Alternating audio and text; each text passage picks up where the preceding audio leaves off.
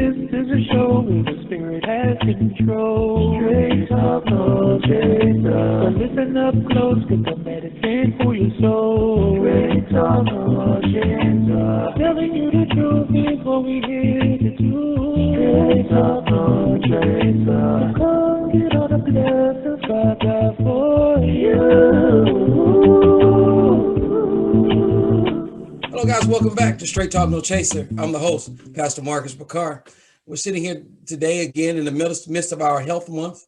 We have a very interesting person. I've been following him the past couple of months, just following him. He don't know I've been stalking him on Facebook and whatnot, but I've been checking him out, seeing what he's doing. He's doing some amazing things there in Puerto Rico. Welcome to the show with us, Dr. Asa. Hello, Marcus. How you doing? Dr. Marcus. Thanks, sir. I'm doing well, sir. We are glad you got some time. I forget if we're on the same time zone or not. So if you got to run, just let me know. It's about 17 here. No, we're all the way down in the Caribbean, but the time is the same. We're about 12:15 right now. Okay, cool. Okay. Well, thanks for taking your lunch up, I guess, with us today. Not a problem. My pleasure. My pleasure. Anytime I get a chance to sit down and talk with fellow colleagues, though, and see what everybody's doing, we all got the somewhat of the same basis, but we do things just a tad differently. And you do something that's I don't find any of us have really tapped into the way you have. Tell us a little bit about what you do, and I want the people to be on pins and needles, so I'm not even going to try to explain it. Dr. Asa, go right ahead. Okay, so we have developed a residential health and education center in San Juan, Puerto Rico. So we say residential because the patients that we see actually live with us for anywhere between a week and 2 months. Wow. And so it's a health and education center. We teach patients how to be healthy and how to address their specific health concerns.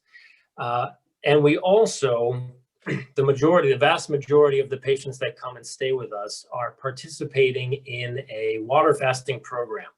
Mm-hmm. It's a medically supervised water fasting program, which means that the patients that come and stay with us are supervised by the doctors on a daily basis. We supervise patients twice a day.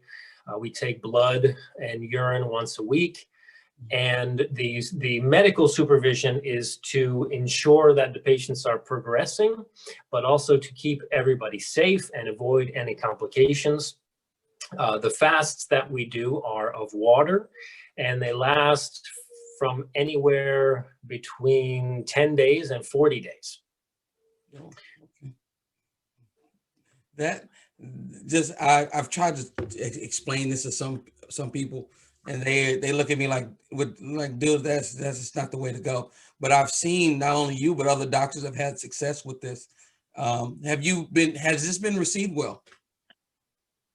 Yes, actually, it's getting extra. I mean, water fasting in general, fasting in general is a huge world that's getting extremely popular in social media. There's thousands of books on different types of fasting. The fasting that we do is what we call a true fast, which is a water-only fast. It's abstinence from all food or drink except for pure water in an environment of pure rest. So we encourage our patients to be resting. Activities that they can do at the center are things like stretching, maybe some gentle yoga, walking around the beautiful campus that we have here. But they can also take as much time as they want to do nothing. And we encourage that. We encourage patients to do some meditation, certainly incorporate prayer into their daily activities, anything that will bring them, invite more presence into their life as well as into the program. And that includes, classical meditation, but also incorporating whatever allows them to connect, with their sort of deeper self, or their higher self, you could say, which includes prayer as well. Mm-hmm. So what we do is this is not a typical health center or wellness center. It's very focused on chronic disease reversal. We see the majority of the patients we see have hypertension, conditions that respond extremely well to fasting, which include high blood pressure, heart disease, certain types of cancers, diabetes, as well as many different autoimmune conditions. And you asked, the question was, has it been received well? I got to tell you, in the beginning, when I first started, practicing here and having a residential center and offering, water-only fasting and health education, most people were not really too excited about coming and staying with me for 2 or 3 weeks and not eating. But as we become sort of more popular on the island, as well as in Latin America, we see a lot of patients who actually come specifically for that type of modality. They have done their research already. They think that fasting is going to help them, and they wind up doing a virtual consult with me overseas, or they come to the clinic and they're actually ready to dive into fasting and adopting, healthier habits. Now, you said they do like meetings like this with you, so everybody's not local to you. There, you got people flying in from all over. We do. I would say we see about 60% of the patients from patients who live on the island of Puerto Rico, and the other 30% come from anywhere. They come from South America, they come from Central America, they come from the States, and from across the pond. They've come from overseas as well. A lot of patients we monitor whether they're here fasting or not fasting and doing, specific programs at home. We actually offer virtual consults. So, every day I could have a consult with somebody who's in Chile, or somebody who's in Israel, or somebody who's in Holland, or something like that. So that's actually quite common. That's amazing. That's a global practice. That's helping people all around the world. That's amazing, dude. Did you even imagine this would get to this point? No, no, not really. I mean, my dream was something to that effect, but always, things turn out to be better than expected. And I guess after Hurricane Maria, which was about 4 years ago, this is 2017, I think. After Hurricane Maria, things started to get much more internet-based. And then we have this whole COVID-19 thing. And so people are getting used to doing things online and not being, in direct contact with that person. So that has made it, much more likable situation for patients to, even if they just live an hour away and they don't want to drive to the visit, they'll call the office and say, I'm going to do a virtual consult today. I'm not going to be able to get into the office. And that's great because we can accommodate them in that situation. I really didn't think that it was going to get like this, where we're seeing patients all over the world. But like I said, everything just happens, a grade up than you expect it to. Yes. Now, having known some of your background as far as chiropractic, at what point did you look into fasting? Was it after or while you were in chiropractic school? Well, I got to tell you, the first time I really heard about fasting was in Dr. Paul Goldberg's nutrition class. He was a fantastic professor. We're very lucky to have had him at Life University. And he didn't talk much about it, but alluded to utilizing that sort of modality in his practice. Yeah. And at first, I really didn't think that I was going to be into that. As the years went on, and I guess before graduating school, I did I did decide that I needed to add something more than the adjustment practice, because I know there are conditions that don't completely resolve with just chiropractic care. Mhm. And so I went and talked to him, and my good friend, Dr. David Tenner, who I believe still works for, they work together at this point, a very smart young guy. And I asked them what they were doing, and, he really didn't have time or wanted to explain to me what it was he was doing. So he gave me a referral to go and do sort of an internship out at a place in California called True North Health Center, which is a very large health and education center where they focus on medically supervised fasting. There's medical doctors and chiropractors and osteopaths and naturopaths and nurses, and they hold about 50 patients at any given time. And so I went out there just to see what they're doing, see if, that's something that I might be interested in. And the experience I had there was so incredible. Just the changes that I got to see there were just so incredible in terms of disease reversal, people getting off their insulin, getting rid of their blood pressure medications, their psoriasis going away, their autoimmune conditions going into remission, tumors and cancers shrinking and disappearing. I was there for about 3 to 4 months, living on the clinic, doing rounds every day, monitoring every patient twice a day, answering the phone,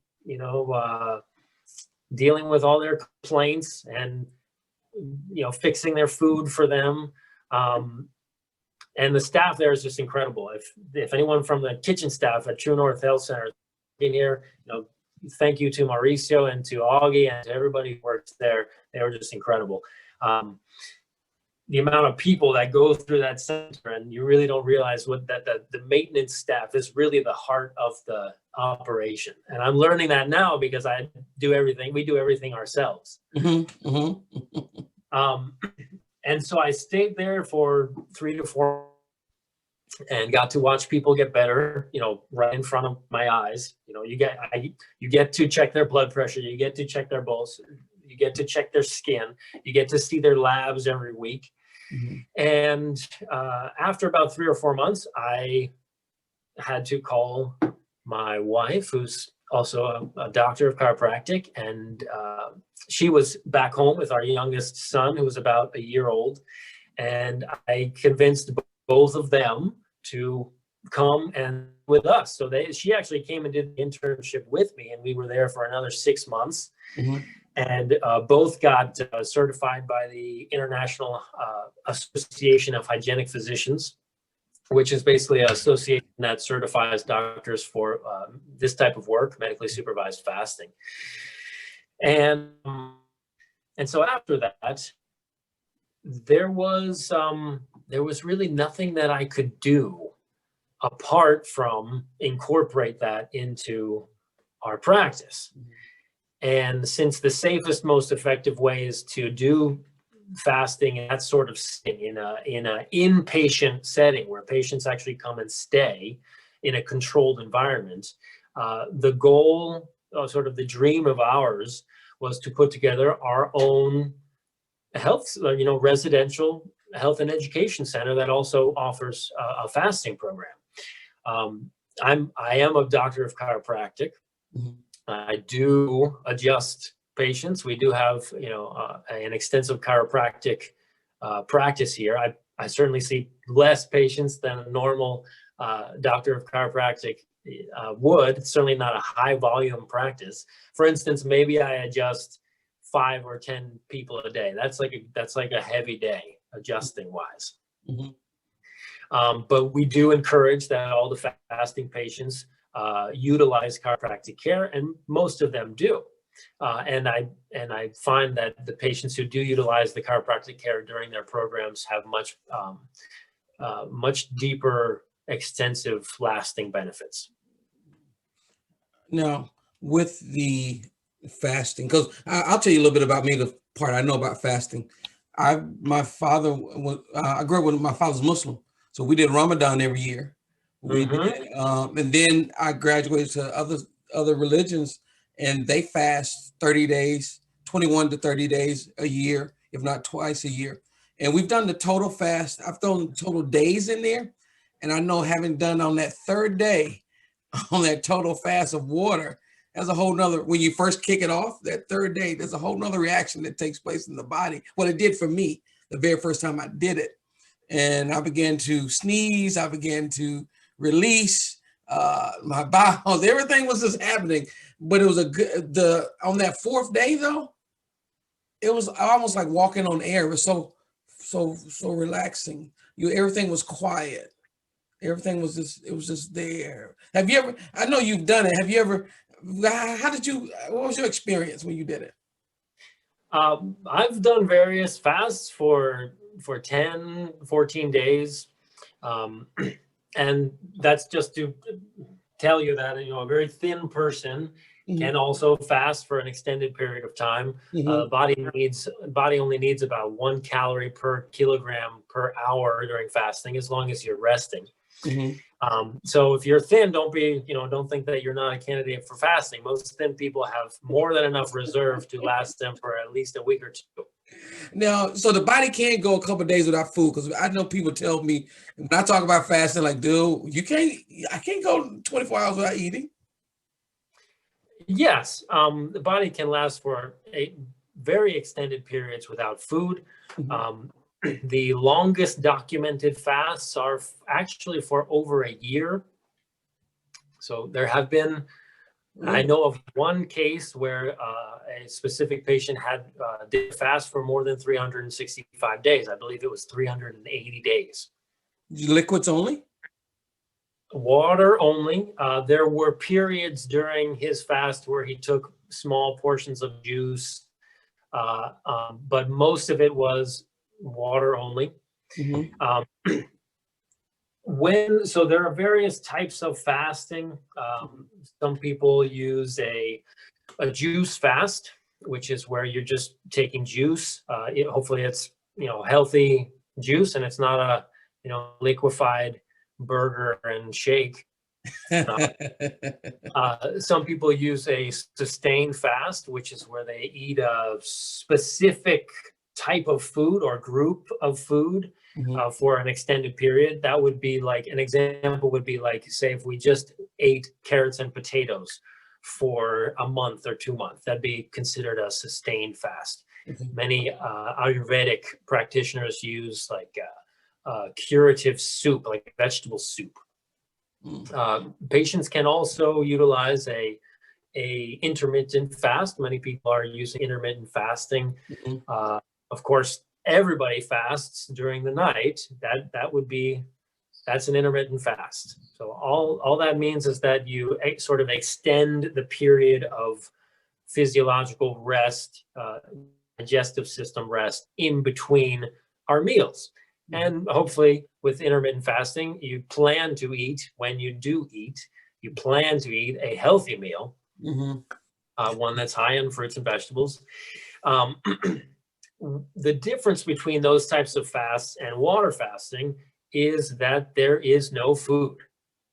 So there's no source of calories, there's no source of minerals or electrolytes or nutrition coming in. It's just water, and there's no powders or potions or polvos added to that.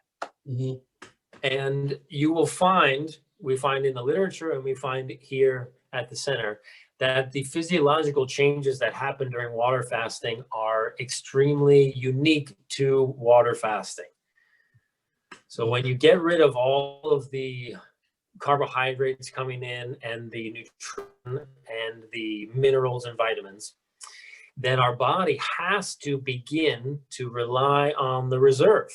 So the fatty storage that we have, the mineral and vitamin storage that we have. And what we're finding is that it's that process of your body diving into the storage that allows the changes.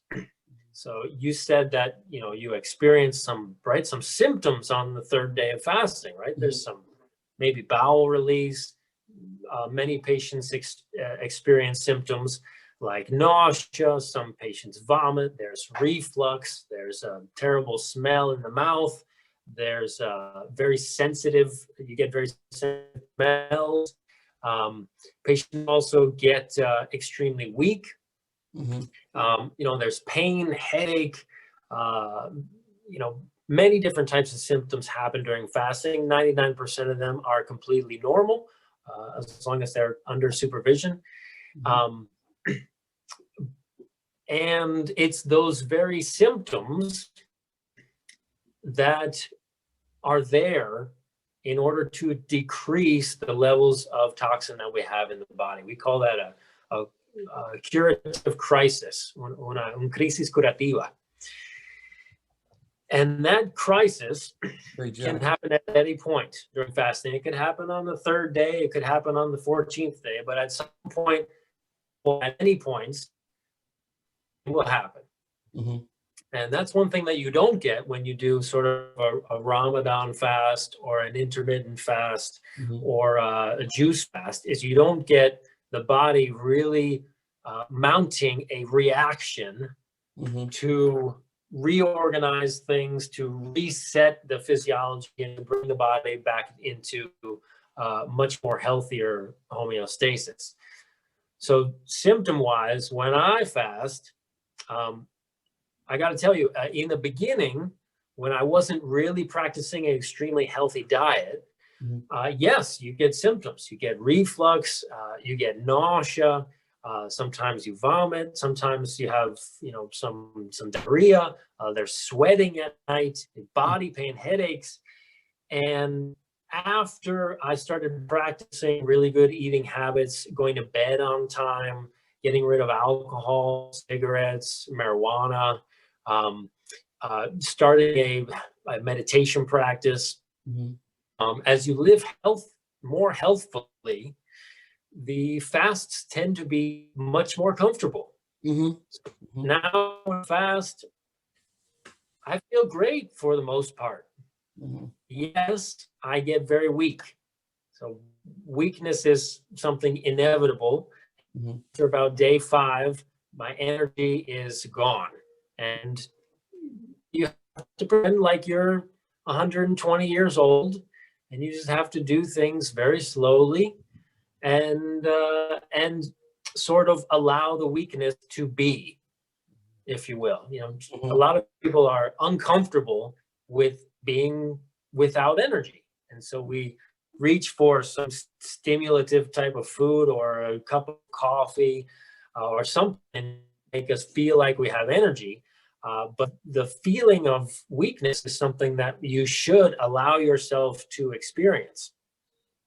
And of course, that's a sign that you fast and recover. Now, that was going to be my next question, because we always tell people, if you're going to fast with the church, get ready. That means you started a couple of months out. You need to start preparing, because you walk into the fast on day 1 and said, I'm not eating. By noon, you're passing out, headaches, you're cranky, you don't know what to do, your brain is foggy, you don't know what to do. So that's right. It's good to prepare. We absolutely recommend that everybody prepare for fasting. A few months is a good time frame. I'll give you an example. Once in a while, we get a patient who wants to have their last hurrah, if you will. They're the day before fasting, they have their last meal. And, they eat the cheeseburgers and the chicken sandwiches, and they eat their fried foods, and they eat a pint of ice cream. And all you end up doing is forcing your body for the first 3 or 4 days. Your body is really just going to detoxify from that meal that you just ate. So number 1, you won't feel very good. You're going to have a lot of symptoms, but number 2 is that you're kind of wasting the first 3 days of your fast there. So if you want to allow your fast to be, its most effective, yes, you start preparing months ahead of time. You diminish or eliminate the amount of animal products in your diet. You start going to bed on time. You stop drinking wine and beer every night. You get rid of cigarettes, and you really augment or raise the amount of fresh fruits and vegetables in your diet. And so if you have those fresh fruits and vegetables running through your intestines and running through your bloodstream, when you enter into a fast, the reserve is there. So your body is really prepared to spend a little bit of time without food. No, because I've read some of the amazing stories that have taken place. Can you share with us? I know you can't mention names, but can you share with some of the amazing things you've seen? Because I saw one you posted 3 days ago, diabetes. I think she had diabetes, maybe hypertension, and then something else. And I think that's amazing. People they tell you you can't recover from this stuff. Once you get on meds, you're stuck. And so share with the people some things you've seen. Okay. I'll share one, and then I'll explain what happened in that case that you just read. We posted a few days ago. Okay. We have many diabetic patients that come in. Diabetes is a condition that responds extremely well to fasting. Diabetes, the main cause of type 2 diabetes is insulin resistance, right? The cells no longer respond to the insulin. And so the insulin that we are still making just doesn't have an effect on our muscles and on our tissues. And so during fasting, insulin resistance diminishes dramatically. So our cells actually begin to respond to the insulin that we produce. That's the basic physiology. And it's not so far-fetched to assume that at some point, the insulin sensitivity would get so good that we no longer require the metformin or the glyburide or the insulin, our medications. So one of the examples is a patient. This is from a few years ago. Patient had diabetes for 25 years. He'd been a diabetic patient for 25 years. He was taking 2,000. He was taking 1,000 metformin in the morning and 1,000 at night. And then during the day, he was taking 2 different types of diabetic medications besides metformin. So we did what we do with every patient. We do a detailed history, a detailed physical examination. We do some investigation in terms of laboratory testing, and we try to identify some of the causal factors. So the idea would be that if we can address the causes of diabetes, then there would be no source for the diabetes. And so after our first meeting, we decide that we're going to prepare for that. The patient is a good candidate, number one, for fasting, and that we prepare to do a relatively extended fast of 25 days. Now, I usually don't recommend that patients do a long fast for their first fast, simply because typically patients are not ready for that mentally. But this patient was very determined. He seemed to be following my instructions because he lost about 20 pounds in the first 2 months. And so we prepared to do a fast of 25 days. Of course, within those first few months, we were able to decrease about half of his medication just from the lifestyle changes, just from changing the diet, just from asking him to do some daily exercise and quit drinking wine every day. And he did that very well. So we were able to decrease almost all of his medication even before fasting. So he gets into the fast. He's about, I'd say he was about 170 pounds.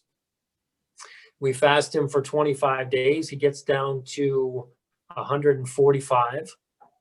So he loses about 25 pounds. That's what you can expect for water fasting. You lose about a pound a day, give or take. And then on day 26, we began our refeeding process with some fresh fruits and vegetables. Keep in mind, we're monitoring his blood sugar every morning and evening. And especially when we begin eating again, we take the blood sugar and fasting, and we take it after the meals to see the response. And it turns out that we don't have to add back in any medication. Good. Nothing. And he, as far as I know, last time I spoke to him was about a year ago, because we usually follow up with our patients. He's doing great. He hasn't used medication. And this is a 25-year diabetic. So this is somebody who was taking medication, a fair amount of medication for 25 years, and is able to eliminate it completely, obtain extremely healthy hemoglobin A1C, something like 5.7. An average blood glucose of about 100. So essentially, you can't diagnose him with diabetes anymore. So if you take him to his same MD, of course, he's not going to see him anymore because the MD doesn't have any work, right? He doesn't have anything to do. He's actually good friends with his medical doctor, but doesn't have to see him anymore because he doesn't require a referral. He doesn't need anybody to check up on him. He can now manage his own health. And of course, the medical doctor thinks that it's some sort of miracle, or that he was incorrectly diagnosed beforehand. They don't want to give you the credit. No, of course not. I mean, certainly not to a chiropractic quack practicing water fasting. I mean, how could that possibly do anything beneficial besides kill anyone? Nothing's really changed, huh? Right. So the patient that we recently just posted, this patient was, let's see if I can remember correctly. She, 6 months to a year ago, took a trip to the ER. She had to go to the ER because she felt terrible. And they took her blood sugar, and her blood sugar was 415. Ooh. Right. She walked in? She might be dead, right? Yeah. She didn't die. They diagnosed her with diabetes. They also diagnosed her with heart failure. They did some heart tests, and her heart was not functioning as well as it should. And they diagnosed her with heart failure. They put her on a whole list of medications. And they also diagnosed her with chronic kidney disease because her renal function was down to about 20%. Ooh, okay. Right. So it turns out that with all these medications and with the advanced sort of condition the state that she was in, she was not a candidate to immediately bring her in to do a fast. So for about 3 months, we put her on a extremely detailed, I won't say restricted because I don't think it's restricted, but a disciplined dietary pattern, as well as make some changes in how she was living her life. We had her go to bed, do crazy things like go to bed on time, do, minimal, moderate, 10 minutes of walking every day. And take about 10 to 15 minutes to do some sort of prayer or meditation.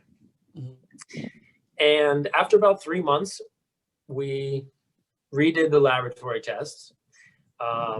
Her hemoglobin A1C before was, if I'm not incorrect, 11, which is extremely high. Normal is around 5 to 6. I'd say 4 to 6. And now her hemoglobin A1C is 5.7 or 5.8, which is completely normal. Wow.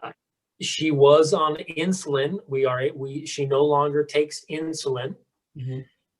And her kidney function is now instead of 20%, it's now, I believe, 45%. So all her kidney levels improved.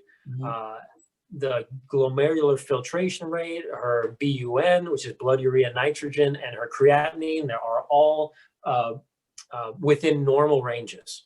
So you can't actually say that she has chronic kidney disease anymore because the laboratories don't, you can't see it. And that's because she's healthy enough where those diseases just don't exist anymore. Now, we've been here the whole time. We have yet to mention the name of your facility. Oh, right. Maybe I should probably mention that. Yeah. So our facility is called Back to the Garden. It's Back to the Garden PR, as in Puerto Rico.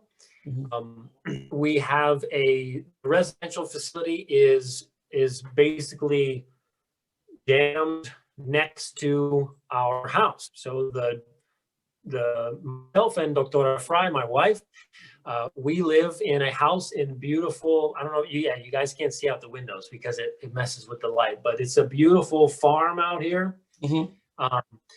And the patients live in a sort of apartment that is right next to our house. Okay. We do everything for them. We check them twice a day. We do all the blood work. And we also cook all the food when they're done refeeding. So they get served by the doctors as well.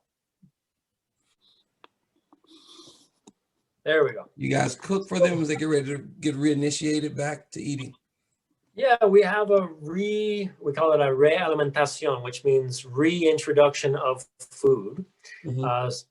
As you could imagine, after 20, well, even after 5, 10, 20, or 30 days without food, you're not really ready to return back to your, life 100%. It's going to take some time for you to recover. And so we have a recovery program that lasts for about 4, 5, 6, 7 days, depending on how long the fast was. And we slowly reincorporate food, making sure that there are no problems with the patient's recovery after fasting. They used to boil for us a tomato, put it in a pot, in a pot and boil it. Then they peel it for you. You can eat the skin. They give you the tomato juice. That would be your first meal off. Yeah. So is that a good thing? Getting rid of the skin on the tomato? No. Peeling the skin off.